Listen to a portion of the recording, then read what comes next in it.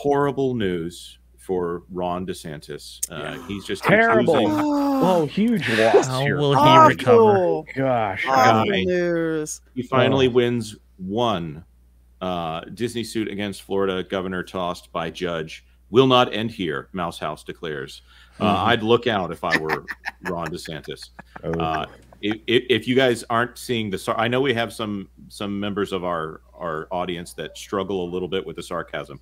Oh my goodness, am I being sarcastic right now? Oh yes, yeah, we're joking. This was dismissed because they said that Disney didn't even have standing in the court, and Judge Windsor, who was a Trump appointee, by the way, and it was like the third judge that, and I don't want to say they were shopping around, but judges kept getting disqualified because of clear statements of bias that were made by those judges on wokeness and DeSantis in the past. So it ended up with Disney did take this to federal court for a reason, right? Oh yes. Oh yeah. But let's be clear, because not everybody's up on all the terminology. What does standing mean? It means you were harmed and therefore have a right to fight back. Well, what got eliminated? Reedy Creek. Is that Disney? No, it's not supposed to be. Disney, by claiming that they were harmed, by claiming that they had standing, was admitting that Reedy Creek is them, was them. So right away, we got big trouble in little Orlando. And Lorena, I want to go to you for the first comment here in just a second here. But if you're following this case, yes, Disney did, of course, sue DeSantis and the district. And eventually, I think DeSantis's name was taken off of the lawsuit itself. I believe the countersuit was in state court because that was probably the appropriate venue.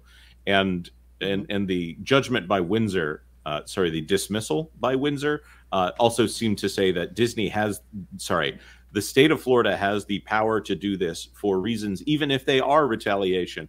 So, Lorena, you are a Florida resident. You are there around the parks more than anybody else. You are probably in the Central Florida Tourism Oversight District more than anyone else here. Have you noticed a big change in how that runs from a municipal standpoint? Not really. Has there been really? Would you say that the downgrades of Disney would, in your opinion, and expound on this in any way you like, do you think that this is really going to hurt Ron DeSantis? And is this something that really has affected the Disney company other than some political nonsense and shenanigans? No. This is yet again another win for Ron DeSantis, and pretty much puts the spotlight on. I don't know how much these Disney lawyers are getting paid, but you would think that you would come with an ironclad case. Apparently, that did not happen. And contrary to popular opinion, most Floridians do not have a high opinion of Disney. So if anything, this is just yet another case of Disney thinking that they can do whatever it is that they want. And now that they've gotten smacked back down, they're going to go down stomping their feet. Exactly. But here, it will not end here. Well, yeah, actually, it pretty much does. So they're going to throw more money at this. No. It will just make them look even worse. Again, like I tell people, all right, Disney, they're not even technically in Orlando. It's this little fiefdom that's in mostly Orange County and splits over a little bit into Seminole County. There are a whole bunch of other counties in the state of Florida with a lot of people who can't afford to go to Disney, even if they wanted to save up and go. So, pretty much a safe bet. Outside of Orange County, nobody cares about Disney. I think you're right. They're clapping about it. So this will upset the dozen residents of the city of Bay Lake and Buena Vista over there, which are, of course, are all people that are in Disney's pocket that have conspired with the company for years. There was a scenario in which this was allowed to continue that obviously it didn't actually happen here. But if Disney had kept their head down and not tried to engage in politics, I don't think that we would be looking at this right now. And there's a, and I'll throw this out to anybody. There's a narrative out there that this has damaged Ron DeSantis, and the fact that he went up against Disney has damaged Ron DeSantis, and that's the reason that he lost politically. Nah. Anybody have any comment on that? Yeah, there's a new number that was out this week. You remember that when DeSantis got elected the first time, it was just barely, and I mean barely. And then he won like by a 4,000 big votes, I margin the believe. second time. Well, what they've been measuring is the plurality of Republican registrations to Democrat registrations in the state of Florida. And it was running about 600,000 to the good for the Republicans, which is great. The new number is over 800,000 people who have registered R instead of D since Ron DeSantis got elected the second time.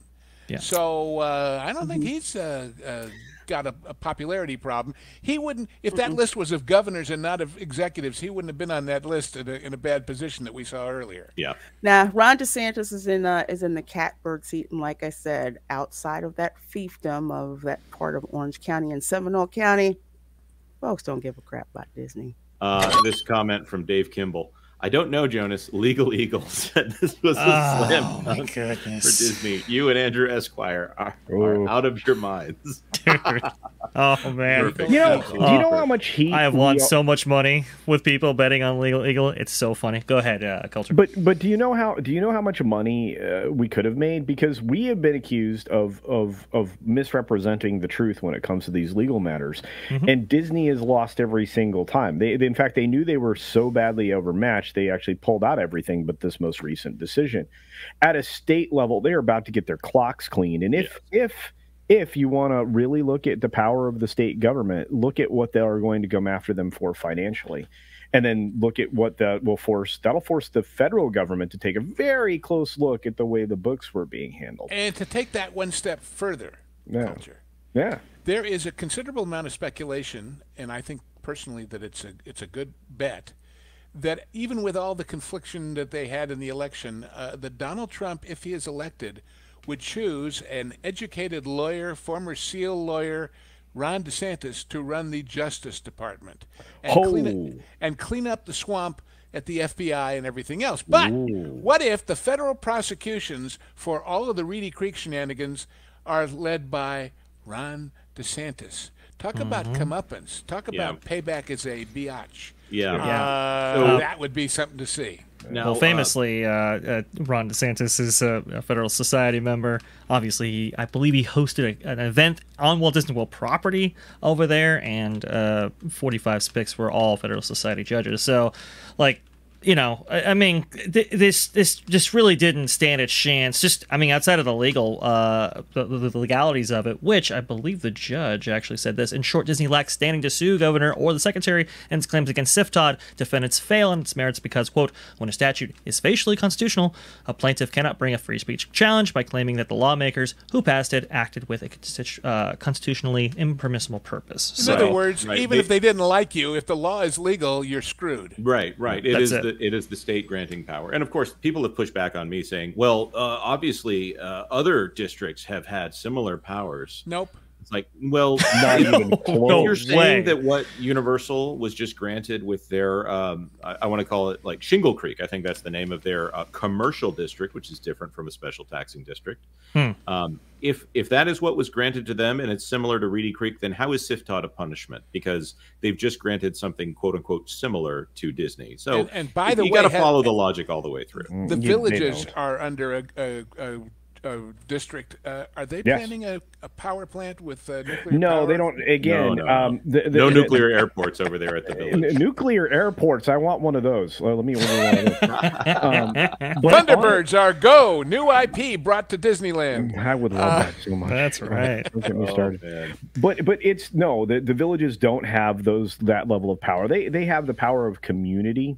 That's about it. And you know, they're like 3 steps better than an HOA at best. So in fact, they have HOAs within their organizations and their different locations that they have. But these districts are only granted limited power and limited effect, and they are also limited in time, because at any point in time the state can say, you know what, we're going to pull your district power. And all they did was do something that they were empowered to do at a state level. It's just calm down, everybody. It's the power you give away, the power you can take back. I mean, that's what it is.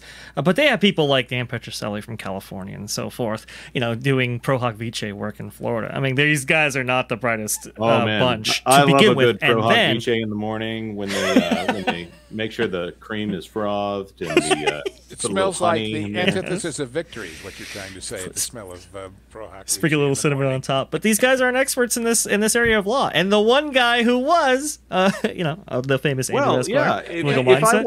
If I wanted to know where to buy a nice Indochino suit, I would turn to the expert on Indochino suits. Yeah, you would think so, but a lot of people wrote them off. If I want to know anything about Florida special taxing districts, and specifically those in the middle of Florida, I'm going to Andrew Esquire from the Legal Mindset. And by the way, Andrew, congratulations. Andrew is wonderful, but he's not the only guy who ever practiced this kind of law around there. There's lots of people who have and have the experience, and I cannot fault the Disney lawyers for getting hired to do a job they didn't know how to do. I fault the guy who picked them. Well, their chief counsel has been falling down on his job for 8-9 years now. Are you talking about Horatio, who just got renewed? Yeah. Not a great record, bro. Horatio at the bridge. Thank you so much for watching to the end of the video. Let us know your thoughts in the comment section down below. This clip was part of our now regular Thursday live stream, which starts at noon Eastern Time. Of course, if you're not in that time zone, just hit the notification bell if you'd like YouTube to tell you when that is. Like this video if you like this video. If you know someone who is as interested as we are in this kind of thing, then maybe you should share the link with them. And of course, please consider subscribing to That Park Place for all the news that should be fun. Thanks for watching That Park Place News. For more information, consider checking out www.thatparkplace.com. And don't forget to subscribe, share, like, and send this out on your favorite social media accounts.